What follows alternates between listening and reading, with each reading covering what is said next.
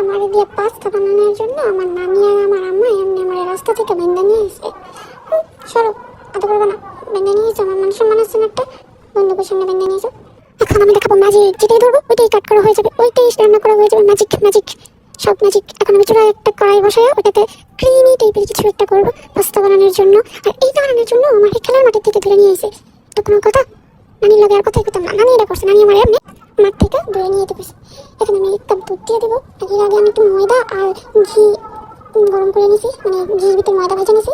এখন আমি এক কাপ দুধ দিয়ে লাগবো নাড়তে লাগতে লাগতে লাগতে একদম ক্রিমি ক্রিমি একটা ভাব নিয়ে এসে পড়বো, যে কারণে আমি লাগতে গেছি।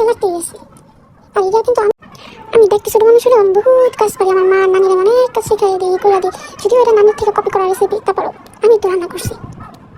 দেখো রান্না করতে করতে করতে করতে করতে ক্রিমি ক্রিমি একটা টেক্সচার চলে আসছে, একদম ক্রিমি, কত ঘন। যদি এখানে আমি আগে মুরগি ভেজে নিয়েছিলাম, যার কারণে মশলার কারণে কালারটা এরকম আসছে, বাট আগের থেকে টেস্ট আরও বাইরে গেছে আমার কাছে লাগে। সো কত ক্রিমি ক্রিমি একটা ভাব।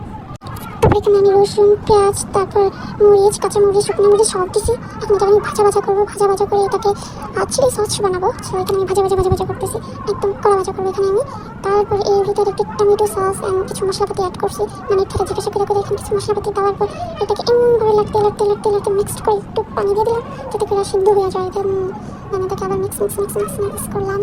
দেন যখন এটা পুরো সিদ্ধ হয়ে যাবে, উপর তেল এসে পড়বো, তখন হয়ে গেল আমাদের chilli sauce ready. And then এখানে আমি একটু একটু করে মশলা, মানে যা যা বানিয়ে সব অ্যাড করবো, সস, তারপরে পাস্তা, মুরগি, সব কিছু এখানে অ্যাড করবো আস্তে আস্তে।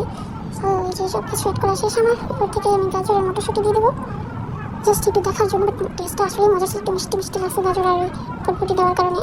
সো এই হলো আমার পাস্তা, অনেক টেস্টি, মজা। আনন্দ এখন চট করে বলো তো টেস্টটা কেমন আছে, আমার তুমি রিভিউ দাও, অনেক মজা।